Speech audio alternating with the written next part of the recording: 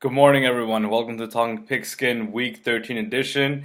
I know I'm a couple of days late once again. Sorry, it's been really tough the last few weeks with everything life related. But here I am with the football picks, and just real quick, want to revisit last week. I know I picked 6 games, which wasn't intentional; it just happened to be, and I went 4-2. So pretty happy with that. Only the Steelers and I forgot the other team that cost me the game, but. It was the Panthers against the Seahawks. But for the most part, I was right. The Thanksgiving games weren't as good as I expected. The closest game was probably Chicago and Detroit, and that was only because Chase Daniel was starting quarterback instead of Mitch Trubisky. So, it is what it is. But the Cowboys looked good against the Redskins, and the Saints looked great against the Falcons. And then Thursday night happened. So, thankfully, I didn't pick that game. That would have sucked. In other football news, the Jets, of course, they played New England tough first 3 quarters, as expected, which I told all of you about that every time they play at MetLife, they're going to keep it close for the first 3 quarters, and then in the fourth quarter, New England is going to pull away. And exactly, that's what happened again this year. Much better effort from the team since the Buffalo game, so I guess that's a good sign, but other than that, there's not much to talk about. I mean, Patriots are in the class of their own, and Jets aren't going anywhere. So that's that. With all that being said, let's jump into Week 13 picks. And the first game we have is let's start with the Jets and Titans. Why not? The Jets 3-8 traveling to Titans 5-6, who have not won a game since they beat the Patriots a few weeks ago. They lost back-to-back division games, which does not look good for them. And I think they'll be angry at home, especially hosting a mediocre team like the Jets. They'll be ready to go. I'm not sure if Marcus Mariota is 100% healthy, but he doesn't have to be. It is the Jets, so we'll see what happens. But as far as that scoreback situation, McCown is probably going to start, even though Darnold was limited this week in practice and should be okay to play. I'm not sure what the management thinks. I don't know what the management thinks at all with the Jets anymore. So there's not much to say. I think the Titans will easily roll over the Jets. Next game we have is the Cleveland Browns going to Houston to take on the Texans. Now, the Browns are quietly surging and trending upwards since Hugh Jackson was fired. Great thing for Browns fans. Baker Mayfield, although he's been running his mouth quite a lot, and I'm pretty sure he has a long way to go to understand the business because there was no need to go after Hugh Jackson after the game. But he has been playing good on the field, so let's give props where it's due. And I think the Browns fans can look forward to a bright future with this kid under center. At Texans is going to be tough. The Texans defense has always been very tough on rookie quarterbacks.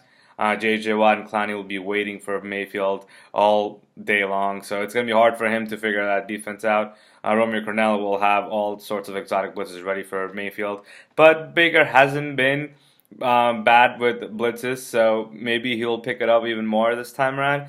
But I don't think he's going to have enough arsenal to go down to Houston and beat the Texans. I'll take the Texans to win their 9th straight game. Next game we have is the Minnesota Vikings traveling to Foxborough to take on the New England Patriots. Bravo Kirk Cousins. He finally won a big game against the Packers at home, even though the Packers aren't much this year. But when you're getting paid $90 million, you need to show up. And thankfully, Kirk Cousins did. Even though it was a fairly low-scoring game, they pulled it off at the end. Dalvin Cook wasn't utilized much, but maybe this week will be different.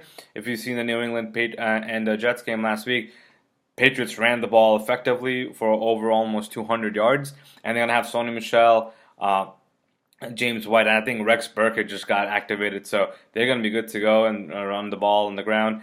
As far as Viking defense, which should have been better because on paper they're great, just the play hasn't resulted in such. They're going to be up against Tom Brady, so I hope they're ready to go. I think this will be a very good game, but I think at home, New England is going to be hard to beat, so Patriots at home.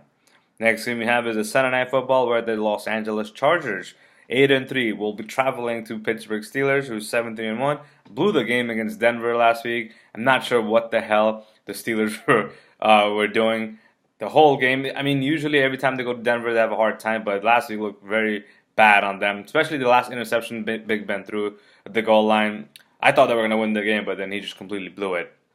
But here comes the Chargers, who shouldn't have lost to the Broncos the week before. They're on a roll on their own, and Phillip Rivers broke the record last week for most completions to start a game.